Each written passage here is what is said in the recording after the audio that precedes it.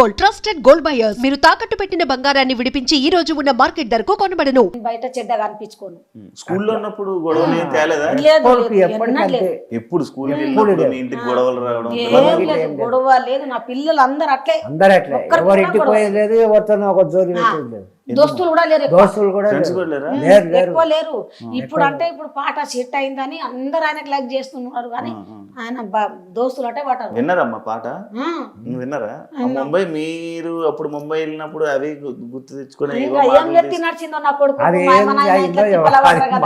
ముంబై పోయి ఏం నెత్తి చేసుకున్నాడో, ఇంకా అది ఆయనకు వచ్చింది నెత్తిలా, ఇంకా అది రాసుకున్నాడు. రాసుకుంటే ఇక మంచిగానే చేసిండు, మంచిగానే అయింది బిడ్డ. మేము కూడా ఎంత తిప్పల పడితే అంత మంచిగా ఉండము, హ్యాపీగా ఉండము, మేము సుఖంగా తింటున్నాము.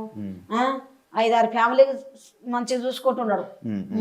అక్కల ఫ్యామిలీ అంత మనోడే చూసుకుంటున్నాడు, చూస్తాడు, అందరికి చూస్తాడు. ఏది లేకుంటే మన మంచిదా చెడ్డదైతే ఆయననే చూస్తున్నాడు. ఇలా వద్ద మన కొడుకు, నా కొడుకు పేరు.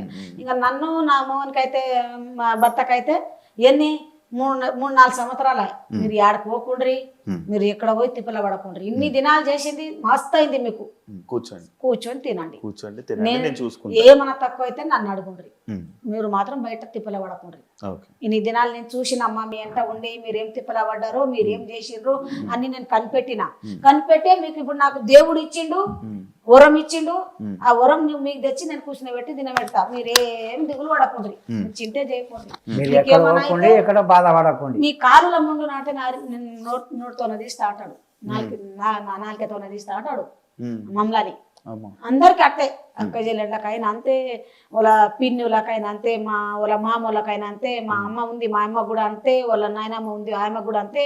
అమ్మ నువ్వు ఇప్పుడు ఇన్ని దినాలు మా నాయనకు అందరికి నువ్వు బాగా చూసినావు, నువ్వు చేసినావు, నీ కష్టం చేసినావు, ఇంతవరకు తెచ్చినావు.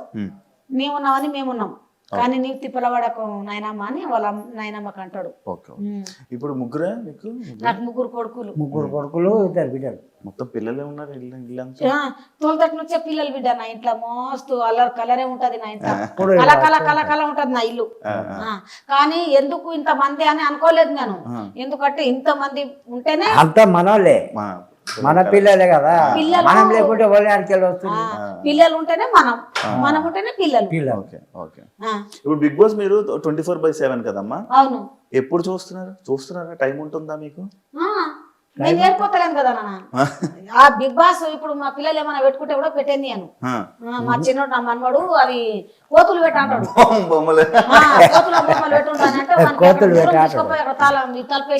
పెట్టాడు, లేకపోతే బాబాయ్ ఫోటో, బాబాయ్ది పెట్టాడు. పాటలు ఎట్టు మాట్లాడు, ఆ పాట బాబాయ్ది తప్ప వేరేది లేదు.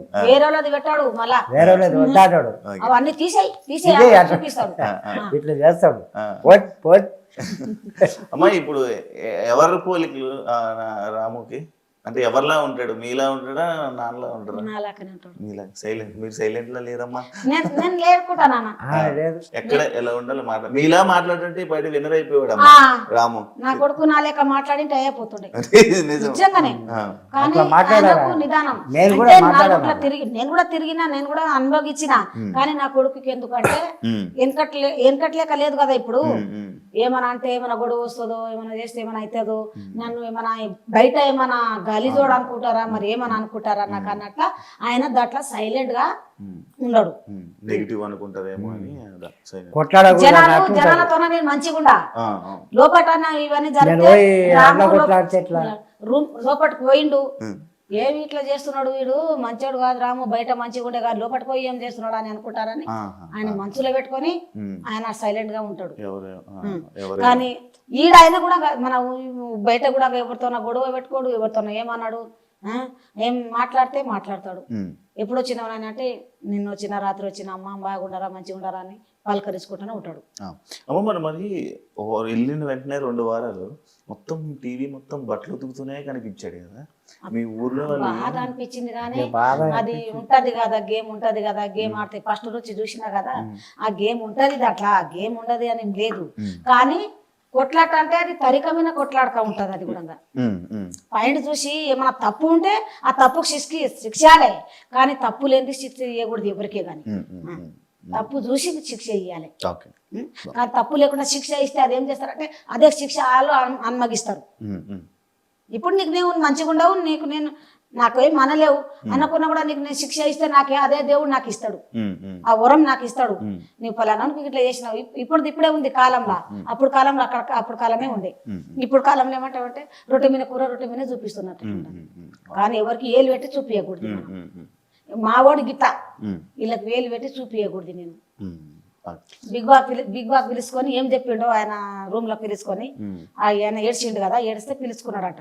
పిలుచుకొని ఏం చెప్పిండో ఖుషి అయిండు నా కొడుకు. ఇక ఖుషి హ్యాపీ ఉన్నాడు. ఇక మీరే హ్యాపీ.